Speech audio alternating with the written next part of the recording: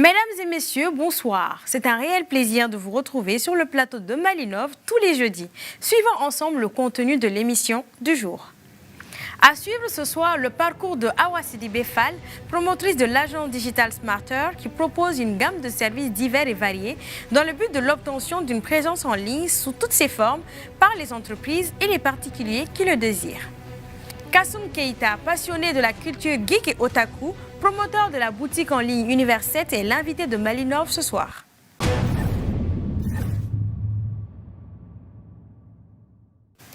Une nouvelle technologie étrange ou tendance divise les opinions. Que ce soit du point de vue médical, au niveau du citoyen ou encore au niveau des scientifiques, certains semblent emballés, d'autres non. La technologie en question est un casque nomade Bluetooth purificateur d'air personnel à réduction de bruit active conçu par la marque britannique Dyson.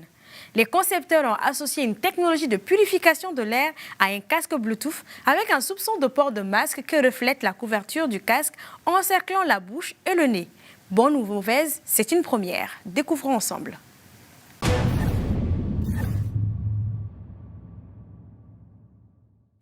Le casque Dyson Zone a été développé en juin 2023. Elle est munie d'une visière magnétique sans contact qui se fixe pour diffuser un flux d'air continu et purifié vers le nez et la bouche sans entrer en contact avec le visage. Les capteurs mesurent la qualité de l'air environnant pour détecter à quel moment activer la purification de l'air. Ainsi, les utilisateurs ont la possibilité de consulter l'indice de qualité de l'air intérieur de la ville pour visualiser les résultats en temps réel. Le casque est doté de 3 technologies chargées de filtration. Le premier élimine 99% des particules ultra fines avec un système de filtration hermétique en 2 étapes censé éliminer les émanations urbaines, les virus et 99% des polluants ultra fins. Le second fait de la filtration électrostatique avec les filaments chargés d'électricité statique capturant 99% des particules ultra fines telles que les allergènes.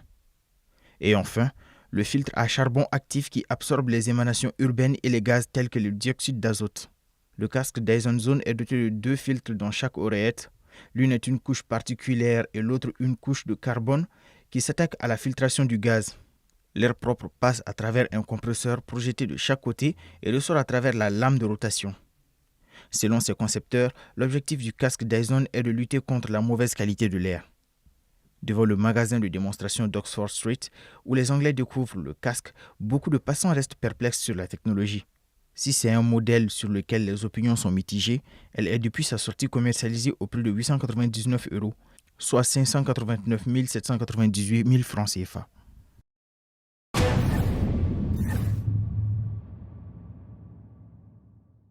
Pour certains, le digital ou encore le domaine informatique est une passion depuis toujours.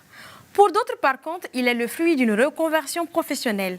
Tel est le cas de notre entrepreneur du jour. Cet esprit de reconversion a amené Awa Sidibé Fall à créer l'agence Digital Smarter qui, pour elle, repose sur une approche innovante dans un secteur en forte expansion dont les services sont proposés par bien d'autres structures. Suivons.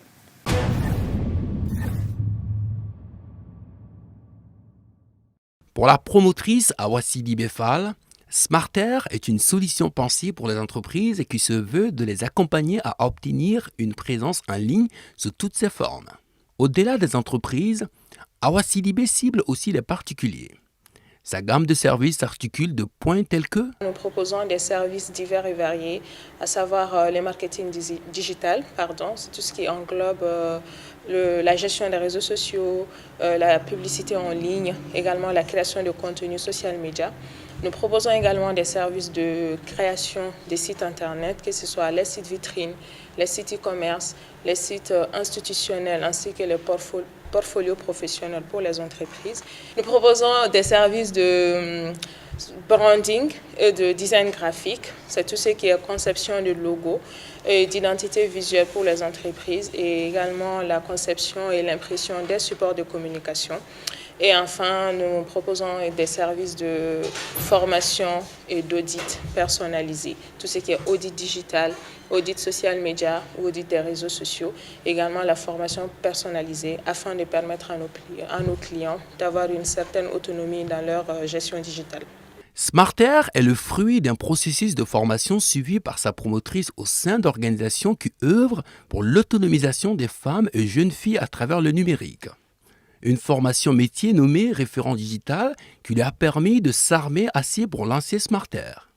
Donc moi je suis en quelque sorte une reconvertie professionnelle. Des bases, j'ai un diplôme en biologie animale. Mais après l'obtention de mon diplôme depuis décembre 2020, j'ai en quelque sorte pas eu d'opportunité professionnelle concrète. Donc j'ai eu l'opportunité, du moins l'occasion de participer à cette formation courant l'année 2022. Et je me suis dit pourquoi ne pas faire une reconversion professionnelle, et c'est de là que tout a commencé. Smarter, ça signifie tout simplement plus intelligente. Et comme je vous l'ai dit, il y a déjà les services là que nous proposons qui sont déjà sur le marché. Mais nous, notre approche, c'est de proposer ces mêmes services, mais de façon smart, de façon plus intelligente, plus créative, avec une touche de créativité et d'innovation.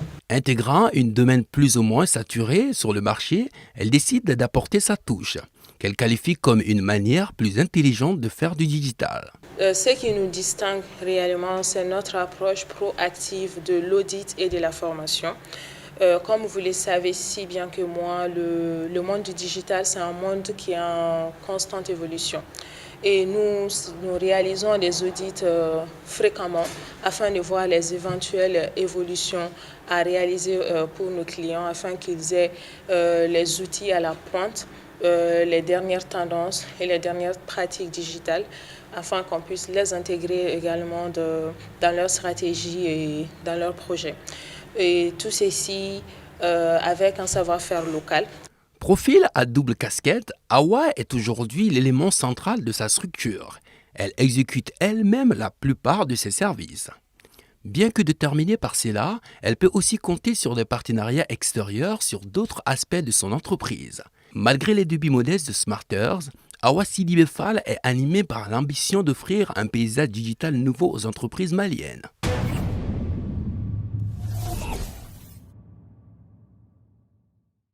Aujourd'hui, nous nous immersons dans la culture geek et otaku. Notre invité du jour, Kassouma Keita, propose des produits inspirés des personnages et univers préférés des amateurs de cosplay et de la culture geek. Culture geek et otaku, réalité ou fiction au Mali, c'est le thème de l'entretien avec l'invité du jour. A tout de suite.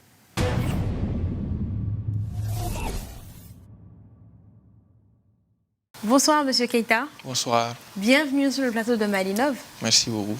Alors, c'est un plaisir de vous recevoir ce soir. Vous êtes informaticien, on va dire ça, un passionné de tout ce qui est culture geek et otaku. Exactement. Donc, dites-nous, est-ce que cette passion pour la culture otaku et être geek surtout, est-ce que c'est à travers les dessins animés, c'est à travers les films, c'est à travers les livres d'où vous tirez cette passion? Cette passion, on va dire, je l'ai eue depuis tout petit. Déjà, moi, je ne sortais pas beaucoup. Je passais le clair de mon temps devant la télé, à regarder des animés, jouer à des jeux vidéo et tout. Donc, depuis tout petit, on va dire, j'ai grandi dans cet univers-là. Et ma passion est née de ça. D'accord. Et donc, du coup, de cette passion, vous allez faire des études en informatique. Est-ce que depuis la base, vous vouliez vraiment faire quelque chose dans ce domaine, d'où le choix des études en informatique? Non, les études en informatique, ça, c'est, on va dire, une autre passion aussi. J'aime beaucoup tout ce qui est numérique et autres. Mais au fur de mon année scolaire, pendant l'université, j'ai rencontré beaucoup de gens aussi comme moi qui aiment aussi tout ce qui est geek, tout ce qui est côté otaku. Donc, je me suis dit, pourquoi ne pas lancer un business en se basant sur ça? Les gens étaient là, les gens voudraient avoir certains accessoires et autres. Donc, je me suis lancé, l'idée m'est venue comme ça et j'ai lancé la boutique dans ce sens-là. Et c'était en quelle année? C'était en 2020. En 2020. Au tout début. D'accord. Là même, il n'y avait pas de nom et tout. Ok. Et là, vous décidez de prendre Univers 7. Univers 7. Univers 7 avec un logo complètement en mode dragon, on va dire. Oui. Ça signifie, est-ce que ça représente une culture otaku? Oui. L'Univers 7 représente, on va dire, ça fait référence déjà au manga Dragon Ball, qui est connu de beaucoup de gens. Et l'Univers 7 fait référence à la terre principale, à l'univers où se trouve la terre principale de l'œuvre. Plus vu qu'il y a plusieurs univers, donc j'ai directement fait référence à notre planète comme ça, en utilisant Univers 7. Dans la phase de concrétisation de ce projet, de faire du e-commerce, notamment avec des produits et accessoires otaku, comment s'est passée la phase de concrétisation? Est-ce que vous avez dit que vous avez rencontré certaines personnes qui étaient comme vous, mais est-ce que c'était beaucoup de personnes? D'où le fait de se lancer. Oui, on va dire, dès le début, j'étais dans une communauté, la communauté de Mangazone. Eux, ils m'ont beaucoup aidé depuis le début. C'était même, quand j'ai lancé, c'était mes premiers clients. Et jusqu'à là encore, ils sont encore là avec moi. Et au fur et à mesure du temps, j'ai découvert encore d'autres communautés. Tout ça, ça m'a encouragé. Ils m'ont beaucoup aidé et je peux dire que c'est ma grande force. Oui. Et donc, création de Univers7 en 2020. Dites-nous, quels sont les produits, accessoires et services que propose Univers7? Univers7 propose principalement 2 produits. On va dire les produits dérivés des univers manga ou otaku, à savoir les t-shirts, les casquettes, des mugs ou des bracelets, etc. Et aussi des cosplays. Les cosplays, c'est, on va dire, des déguisements en référence à un personnage précis d'un certain œuvre. C'est ces 2 produits principalement qu'on vend sur la boutique. Et c'est du e-commerce? C'est du e-commerce. Et quelle est la base principale? D'où viennent les produits? Les produits viennent principalement de Chine. On les commande de l'extérieur et quand ils arrivent, on écoule le stock. Justement, vous vous lancez dans un Univers7, vous vous lancez dans un domaine où c'est principalement des gens qui sont fans de geek et de otaku. Est-ce qu'aujourd'hui, vous dites que vous avez votre communauté, hein, mais est-ce qu'aujourd'hui, c'est vraiment une réalité au Mali?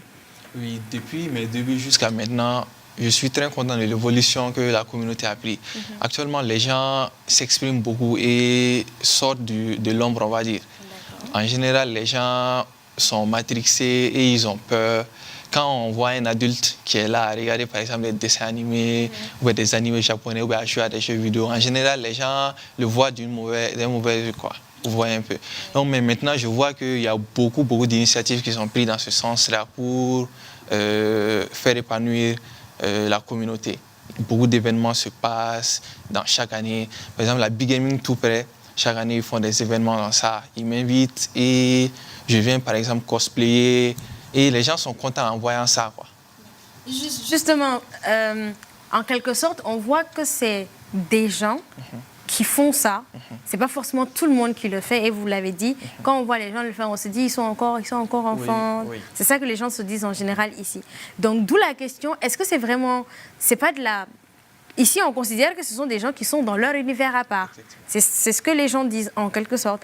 Mais vous qui êtes dans le domaine, est-ce que vraiment, au Japon, c'est une culture japonaise, au Japon, ça fait vivre. Il y a des gens qui vivent que de ça. Mais est-ce qu'au Mali, ça fait vivre les personnes qui sont dans le milieu?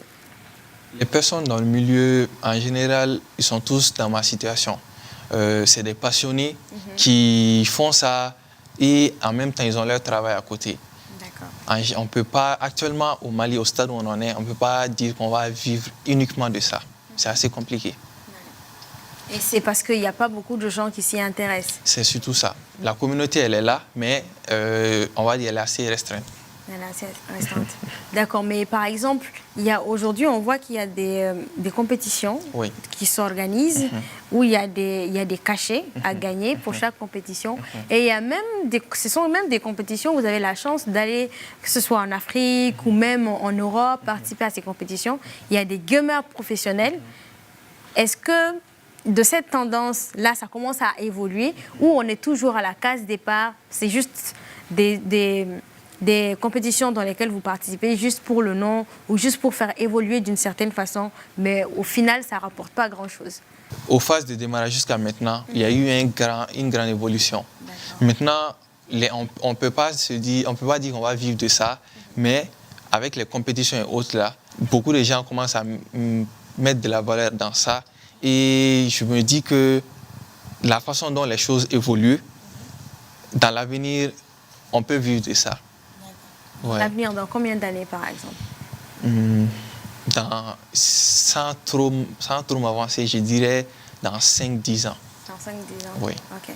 Et aujourd'hui, vous, au sein de la boutique, c'est du e-commerce que vous C'est faites. du e-commerce. Est-ce que vous fonctionnez sur la base de réseaux sociaux où les gens vous contactent sur vos différentes plateformes ou bien via WhatsApp ou bien c'est vraiment une application que vous mettez à la disposition de votre communauté qui puisse aller sur la plateforme, cliquer ce qu'ils veulent acheter et voilà. Actuellement, c'est surtout sur les réseaux sociaux. D'accord. Pour le moment, je me limite à ça.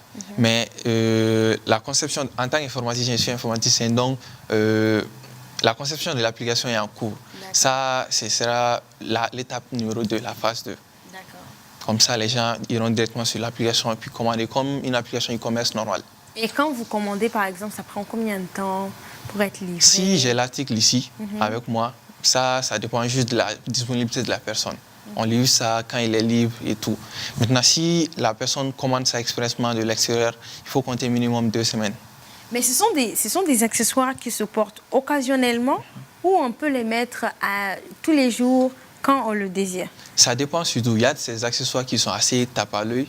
Donc, c'est assez compliqué de se balader avec ça tout le temps. Mais il y a d'autres qui sont discrets. Tout le temps, on peut avoir ça sur nous. Il faut nous donner des exemples, par exemple. Par exemple, les bagues. Il y a des bagues qu'on appelle des bagues de l'Akatsuki. C'est un terme, c'est un groupe qui est dans le manga Naruto. Donc, ils ont des bagues spéciaux. Ça, une personne lambda dirait que c'est juste une bague normale. Mais quelqu'un qui s'y connaît verra ça et aura directement la référence. Ça, on peut porter ça tout le temps.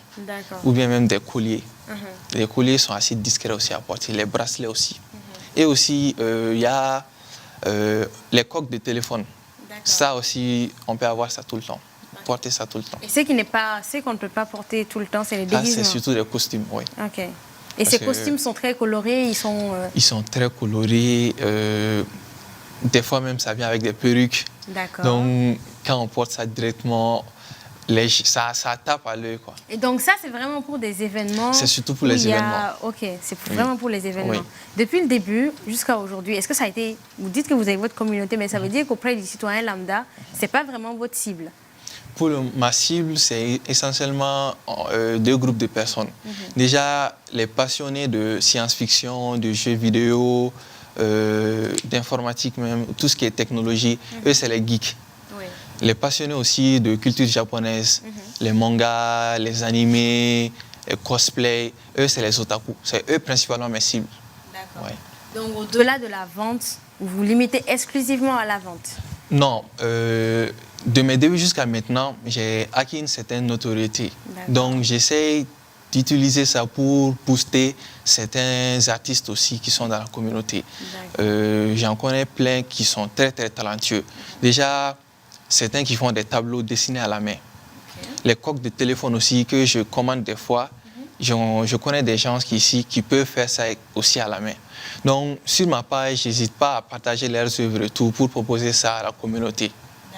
Pour qu'eux aussi tirent les épingles du jeu. Donc, vous essayez de vous tirer vers le haut ensemble? Tout le monde, on évolue tous ensemble. C'est ça même ma vision des choses. D'accord. Donc, est-ce qu'aujourd'hui, on peut dire qu'au-delà de la science-fiction, la culture geek et otaku, c'est vraiment une réalité au Mali et on peut s'en sortir avec? On peut s'en sortir avec. Déjà, le bon côté, c'est quoi? La communauté est soudée. Donc, toute personne qui veut entreprendre quelque chose, la communauté est là pour l'aider. D'accord.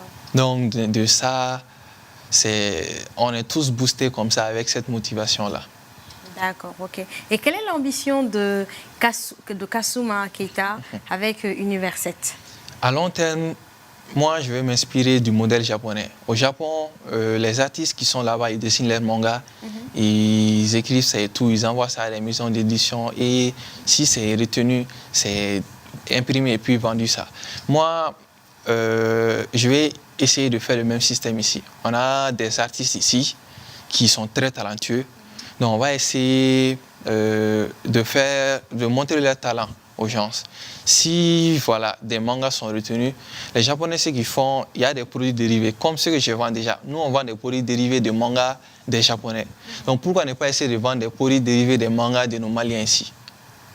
Donc à long terme, je vois, c'est la vision que j'ai de la chose, quoi. Je vais essayer d'utiliser ce modèle japonais pour booster aussi nos artistes ici, qui sont là. Il y a peu, on a fait un concours de dessin et franchement, j'étais époustouflé par le talent de ces jeunes-là. des dessins, quand on voit ça, on se dit même que ce n'est pas dessiné à la main, alors que c'est juste du papier et du crayon. Donc, en voyant ça, j'ai fait une collaboration avec un mangaka qui est ici au Mali, qui a fait son propre manga et tout, qui a imprimé, il vend ça. Et aussi une librairie, la seule librairie qui vend les mangas japonais, les comics, les livres de science-fiction et tout.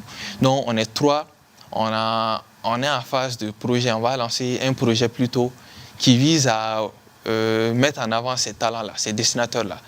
On va les mettre en compétition pour qu'ils créent leur propre œuvre et voilà, donner des prix en fonction de ça et essayer de booster ça au maximum. En tout cas, on va vous souhaiter bonne chance. C'est une communauté à part. C'est une communauté à part. La cible, c'est pas tout le monde. C'est pas tout le monde, oui. Voilà, vous l'avez dit. Donc, la communauté est soudée, comme vous l'avez dit. Oui. Et on espère que ça va amener loin, surtout dans l'objectif de création de... qu'on ait des mangas à nous au Mali. Ici, made in Mali. Mais des mangas qui ne seront pas inspirés de Dragon Ball. Non, ça sera inspiré extrêmement de nos traditions maliennes et africaines, on va dire. D'accord. Ok, on Ici, vous on a souhaite bonne beaucoup chance d'espoir. Merci dans ce cas. beaucoup. Merci beaucoup d'avoir répondu à nos questions. Merci, le plaisir est partagé. On vous souhaite très bon vent. Merci beaucoup.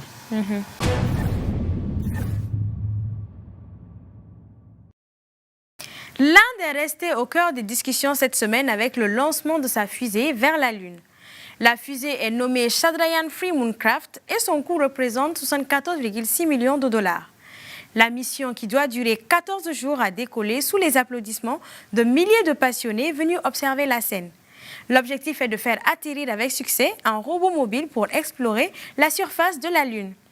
Si la mission est couronnée de succès, l'Inde, pays le plus peuplé au monde avec plus de 1,4 milliard d'habitants, rejoindra le club très fermé des pays ayant réussi un hallucinage contrôlé sur la Lune.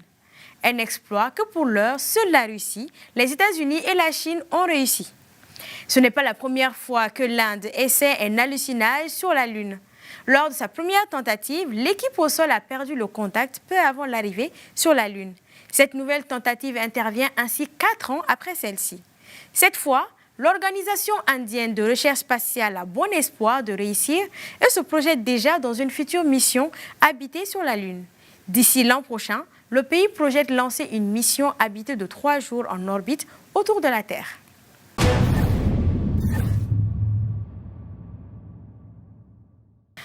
Instant affairage aujourd'hui dans la rubrique Astuces du net. Nous savons que beaucoup d'entre vous souhaitent prendre des photos de loin en mode James Bond sans altérer la qualité de l'image, peut-être dans votre métier en tant que journaliste blogueur ou juste pour avoir des images d'une personne.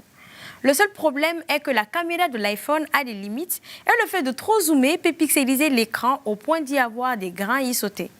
Pas de panique, votre iPhone a une autre caméra secrète qui peut s'activer facilement, rapidement et qui possède même un zoom plus puissant et des filtres inédits. Allez, on vous montre ça dans l'astuce.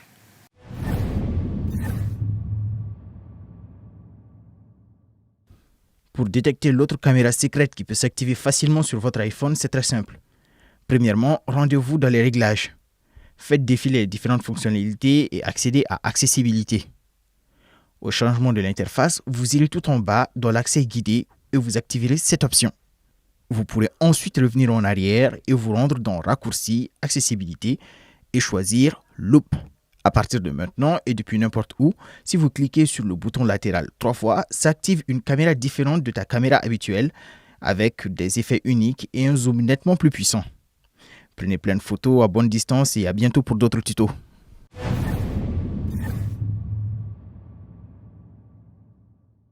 Ainsi s'achève cette émission. Merci à tous de l'avoir suivi et pour votre constante fidélité. On se dit à la semaine prochaine pour un nouveau numéro de Malinov.